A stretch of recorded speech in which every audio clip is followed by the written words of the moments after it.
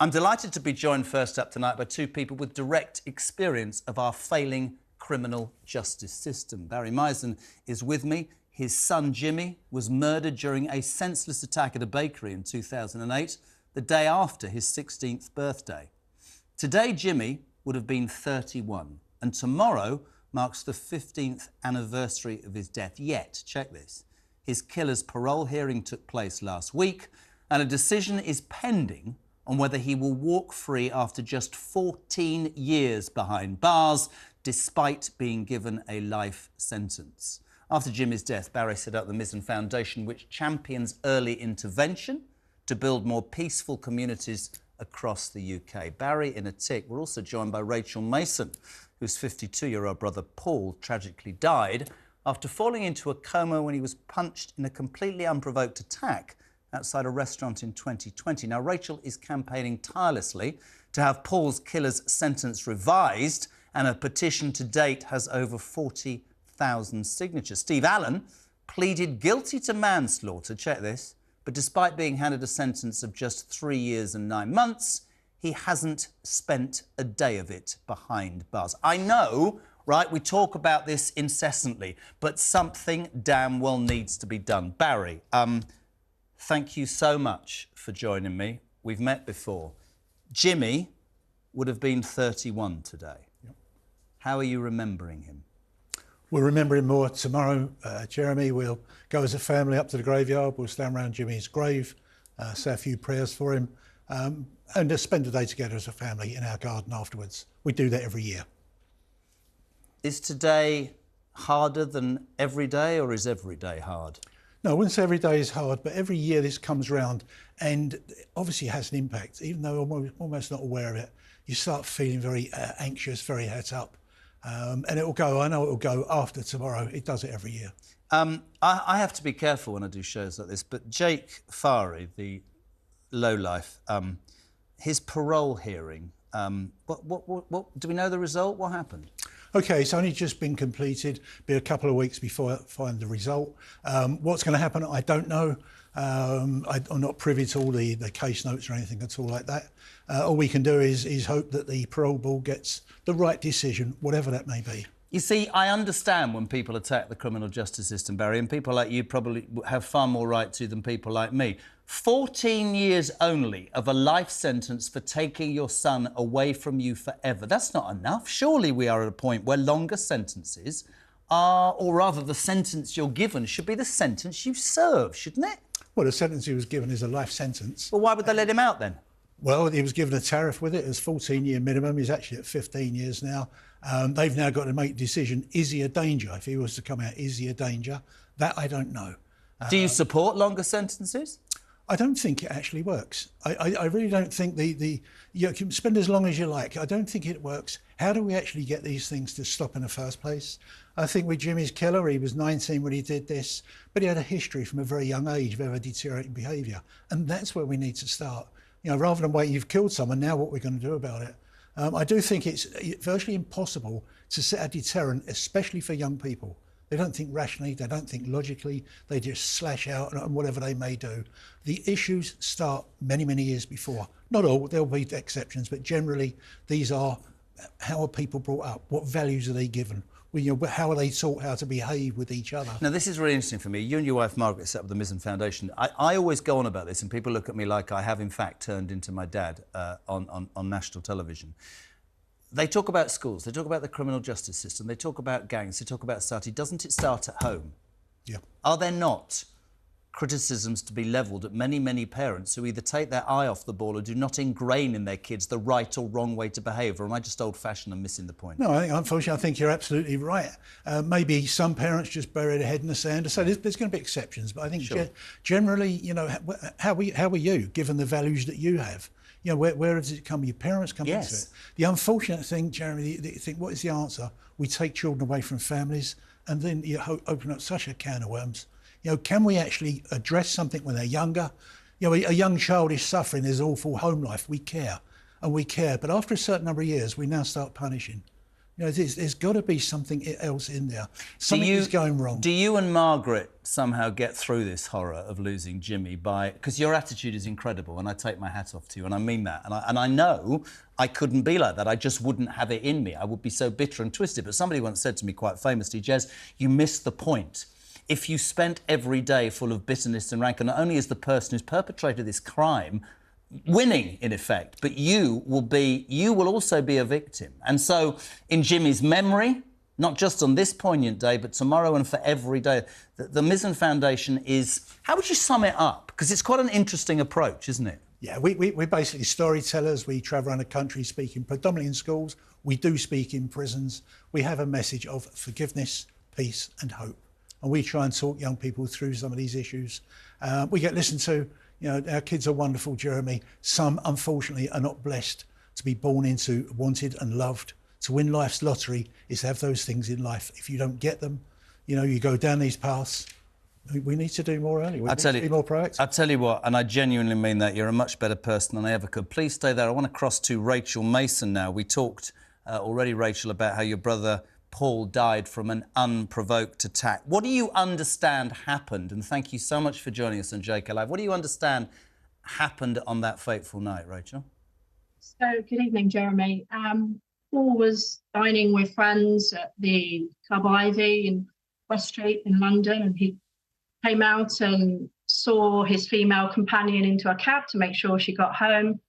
He turned the corner to find a cab and was approached by Stephen Allen, and then was just violently attacked on the street. Punched to the floor, punched when he was on the floor, punched again, punched as he tried to get up. He was knocked unconscious, you know, flew back like a plank, hit his head on the pavement, and you know, sadly, the brain damage he sustained from that attack killed him. Yeah, horrific. It was a 6-month journey of devastation, hope, and then more devastation as the brain damage took his life, essentially. Rachel, again, as with Barry, can't believe that you've joined me, and thank you so much. Now, I just want to serve a warning, because this has come from Rachel. The Met Police, I believe, released CCTV footage of the attack. What is important is that Rachel wants you to see this, but I'm just serving a warning because it is unsavoury. That would be a modest understatement. Rachel, are you happy for us to play this?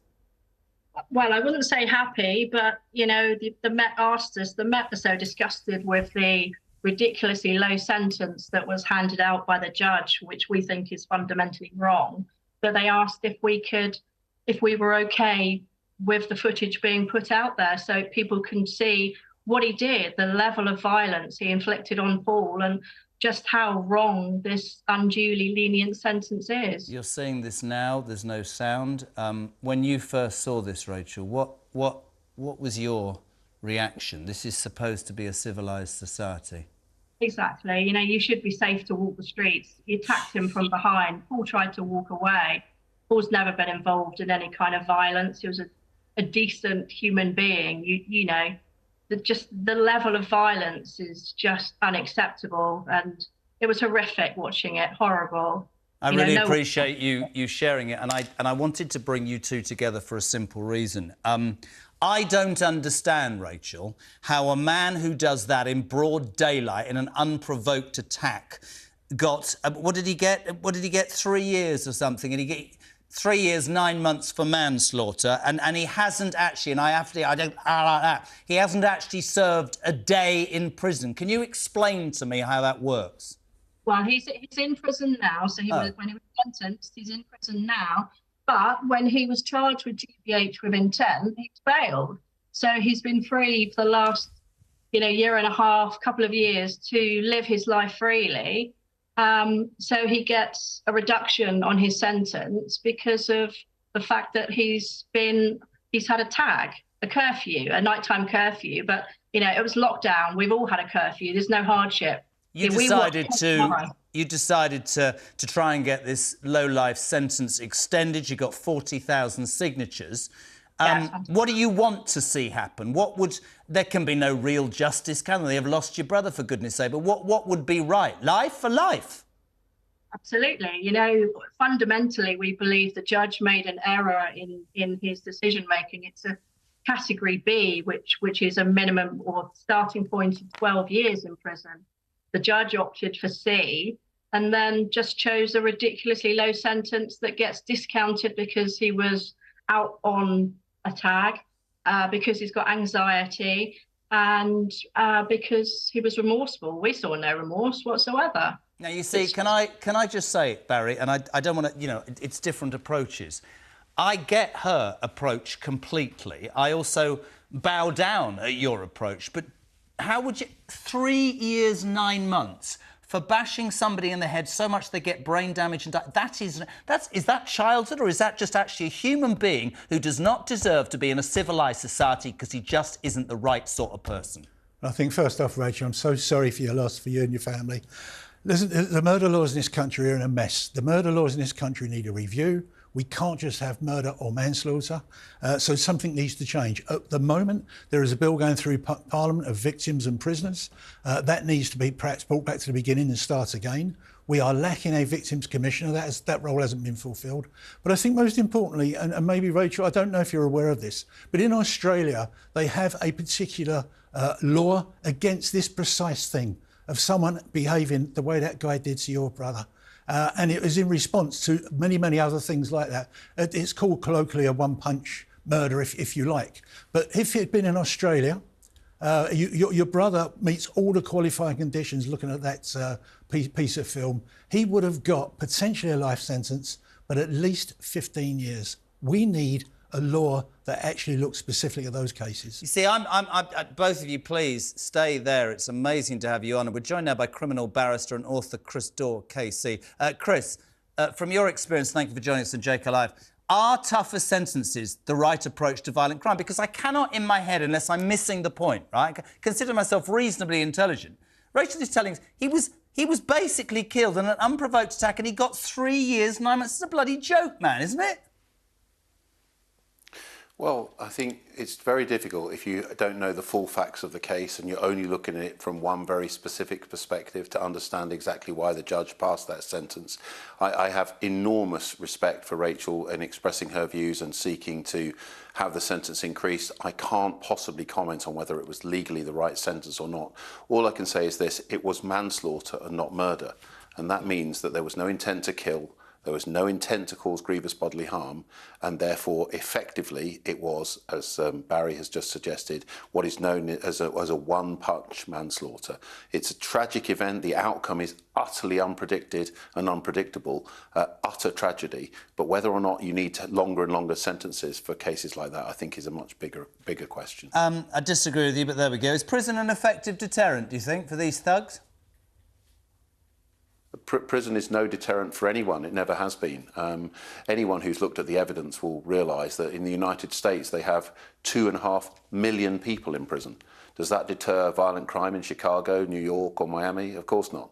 Prison's never been a deterrent for anything. It doesn't operate as a deterrent. It operates in only one way, which is to restrict liberty and to stop people committing further crimes for a short period of time or for whatever period they're locked up. If you want to reduce violent crime, stop banging on about punishment and cracking down and all of this stuff, and ask yourself this: what reduces crime? What stops people like Rachel and Barry getting that knock on the door at night telling them that their son or their daughter has been killed? I'll tell you what it is. It's not more prison.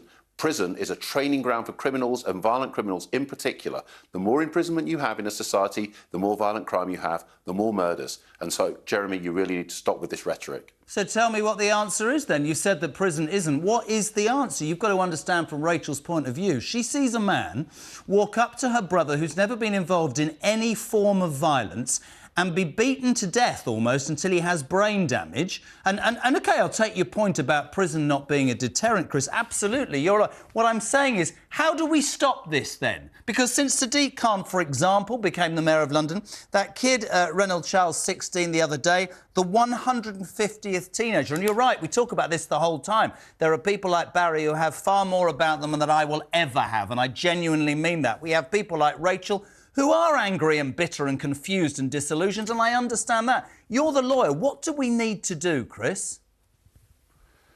Every word of what Barry told you and told your viewers at the beginning of his interview is, there's nothing I could improve upon. His ability to understand that just ever increasing sentences and ever tougher approaches to criminal justice doesn't bring back his son and doesn't stop other people's children being murdered, that sort of insight is what we need in criminal justice. So the answer is a simple one. Stop sending children to children's prisons when they're 12 or 13 or 14 and expect them not to come out and become an adult murderer, rapist or other violent criminal. If we carry on criminalising and imprisoning children, we end up with generation after generation of violent adults. We need to stop doing that as a first step. There are many other things we could talk about, Jeremy, but that's one of the first ones.